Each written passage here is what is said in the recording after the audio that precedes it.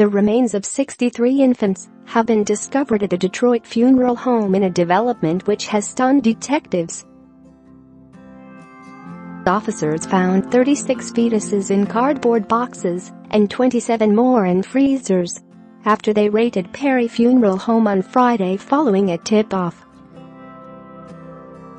Heinous conditions and negligent conduct prompted the Department of Licensing and Regulatory Affairs, LARA, to suspend the mortuary science licenses of Perry Funeral Home and its director Gary Deek, according to a LARA.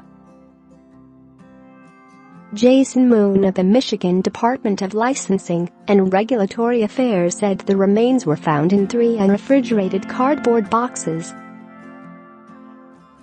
Additional remains were found in a deep freezer and some of the bodies had dates of death in 2015. Perry Funeral Home is the second facility in Detroit where fetuses have been found. Several cremated remains were found by cleaning crews at the former Cantrell Funeral Home, where mummified remains of 10 fetuses were discovered last week in a ceiling. Share this article. Share Police Chief James Craig said law enforcement agencies are considering forming a task force to investigate the issue, specifically targeting improper storage of remains and fraud. Custody of the remains found at the funeral home on Trumbull just north of Warren Avenue was turned over to state investigators. They immediately declared the business closed and its license suspended, according to a statement from Michigan Licensing and Regulatory Affairs. LARA said Perry failed to certify death certificates, failed to secure permits for the removal of dead bodies, and embalmed dead infants and fetuses without being told to by a relative of the deceased. Craig said police were tipped off to violations at the Perry Funeral Home by a father involved in a civil suit over the improper burial of his infant daughter. Lawyers for the father as well as the mother of the deceased baby said the parents are plaintiffs in a lawsuit that they hope will allow them to represent dozens of parents whose infant remains were improperly handled by the Perry Funeral Home. The case could become a class action lawsuit representing every parent who comes forward with a similar complaint, Troy attorney Peter Parks told Detroit Free Press. We already thought we had a strong case, and then when the news started hitting the media about Cantrell, our clients agreed that we should take what we knew to the highest level of the Detroit Police Department, Parks said Friday. One mother who had her stillborn baby cremated at the funeral home has serious concerns that the remains may not be her baby's. Devisha Delahue gave birth to a baby girl in May 2017 who is stillborn, and she brought her to Perry Funeral Home to have her remains cremated.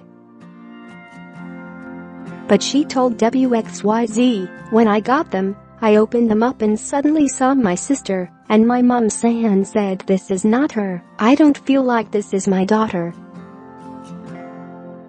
I paid money for my daughter, I want her, that is sentimental to me, and to have nothing it can be just that those ashes, not even my daughter. It's heartbreaking to know that people are out here doing sick things like that." Marion Gibson, whose family also used Perry Funeral Home, told WXYZ, "This is a wake-up call, we're coming after you. We're going to find out that you're doing wrong by us, and you're going to answer for it." Parks and his co-counsel on the case, Daniel C. Slack, filed a lawsuit on behalf of Detroiters Rachel Brown and Larry Davis. Their deceased daughter, Alea, suffered at birth from severe respiratory problems and survived only 27 minutes after she was born on December 2014.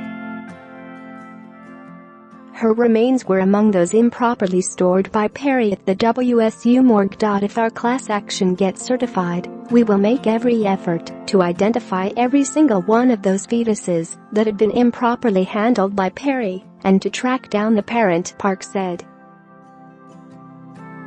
He said they believe many more infants' remains may be found in the improper possession of the Perry Funeral Home, perhaps as many as 200. "I'm really wondering where all the rest of them are," Cieslak said late Friday. The lawsuit filed by the two charges that Perry may have fraudulently billed Medicaid, as well as the Detroit Medical Center, for burials it never performed. The lawyers said they can't estimate how much money might be involved, but it must be significant, Park said. "We already have people calling us after seeing the news, saying this happened to me," he said.